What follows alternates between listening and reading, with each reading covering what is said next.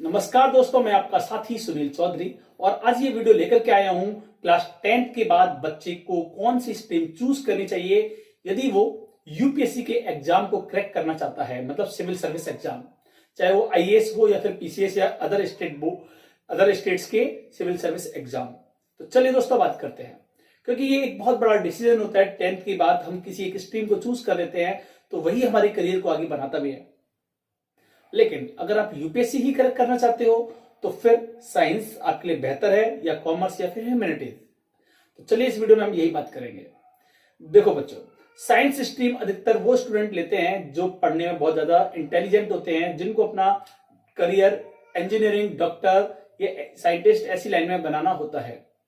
वहीं जब हम ये देखते हैं कि साइंस का क्रेज बच्चों में बहुत ज्यादा रहा और अपने दोस्त की वजह से भी, परिवार के दबाव की वजह से भी वो ह्यूमैनिटीज की जगह, कॉमर्स की जगह साइंस को लेना पसंद करते हैं और आगे चल करके फिर वो यूपीएससी के एग्जाम को भी देते हैं। और मैक्सिमम बच्चे जो साइंस साइड के होते हैं वही यूपीएससी के एग्जाम को क्लियर करते हैं, ये बात भी ठीक है। लेकिन बच्चों, सिनेरियो धीरे धीरे बदल रहा है, इसको भी आपको ध्यान में रखना चाहिए। आखिर ये कह क्या रहा है सिनेरियो? ये आपको बता रहा है कि धीरे धीरे जो बच्चे ह्यूमैनिटीज के हैं उनका पोर्शन भी सफलता में बढ़ता जा रहा है। आखिर ऐसा क्यों? क्योंकि मैक्सिमम बच्चे साइंस साइड ही लेते थे और वहीं ह्यूमैनिटीज लेने वालों की संख्या बहुत कम। तो ऐसे में जब संख्या जिसकी ज्यादा होगी तो सफलता के आंकड़े भी वहीं से ज्यादा आएंगे। तो आपको मैं बताना चाहता हूं कि यदि आप यूपीएससी के सिलेबस को अगर ध्यान से देखो तो आपको दिखेगा कि कई सारे बच्चे 12th क्लास तक पीसीएम, पीसीबी या कॉमर्स लेते हैं और उसके बाद फिर बीए ऑनर्स, बीए लेते हैं। आखिर ऐसा क्यों? उन्होंने अपने 2 साल वेस्ट किए।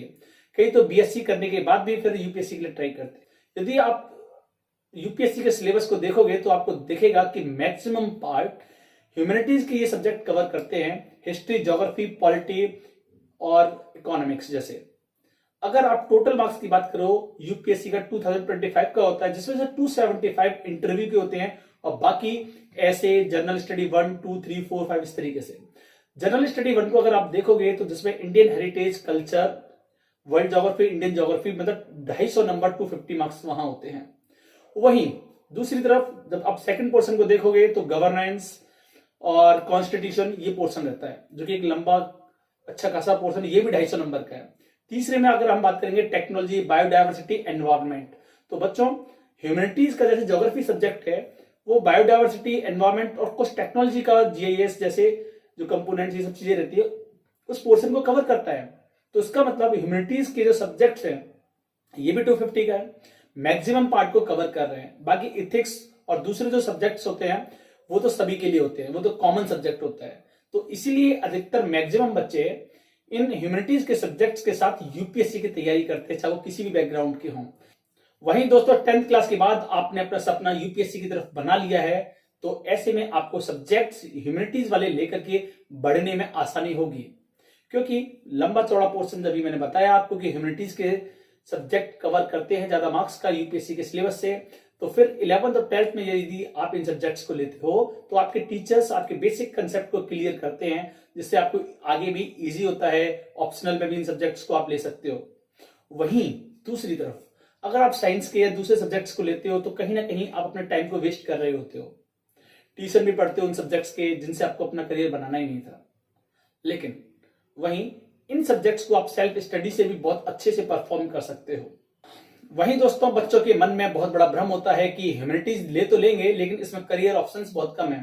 तो दोस्तों वैसे तो मैंने आपको बताया कि एक ही आपको करियर चाहिए, लेकिन सबके पीछे नहीं भागना चाहिए, लेकिन फिर भी मैं आपको बताना चाहता हूं ऐसा बिल्कुल नहीं है।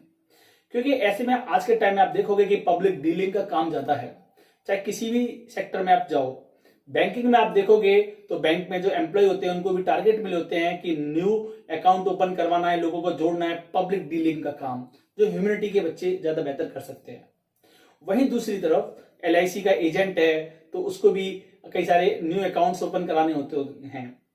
वहीं टारगेट तो हर जगह है। अब इसके अलावा भी अगर आप देखो मास कम्युनिकेशन, जहां आप देखोगे पब्लिक डीलिंग सीधी सीधी होती है, वहां भी न्यूज कलेक्ट करना, लोगों से बात करना, ऐसी बहुत सारी चीजें होती हैं जहां जो साइंस के बच्चे होते हैं अधिकतर वो पढ़ाई में एंगेज रहते हैं, कहीं ना कहीं इस चीज की कमी उनके जीवन में देखने को मिलती है कि पब्लिक डीलिंग नहीं रहती।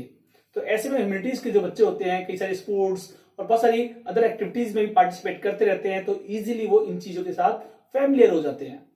वहीं दूसरी तरफ अगर आप लॉयर बनना चाहते हो या फिर एविएशन डिपार्टमेंट में जाना चाहते हो, एमबीए करना चाहते हो, नंबर ऑफ जॉब्स वहां पर हैं। यूट्यूब पर अगर आप सर्च करोगे career in humanities and a success point, तो आपको दिख जाएंगे। वहां मैंने बहुत सारे करियर की बात की है कि ह्यूमैनिटीज लेकर के आप क्या क्या कर सकते हो। जरूर देखिएगा, जरूर आपको पसंद आएगी और आप उनमें से भी चुन सकते हो कि ह्यूमैनिटीज लेकर के हम क्या क्या कर सकते हैं। दोस्तों, कई बार अंडर प्रेशर ऑफ पेरेंट्स हम लोग साइंस ले लेते हैं, लेकिन आप यकीन मानिएगा हम अपने जीवन के साथ खेल रहे होते हैं, क्योंकि जब उसमें अच्छा नहीं कर सकते तो फिर लेने से मतलब क्या। जॉब हमें वो सिलेक्ट करनी चाहिए जहां हमें पता ही ना चले टाइम कब गुजर गया।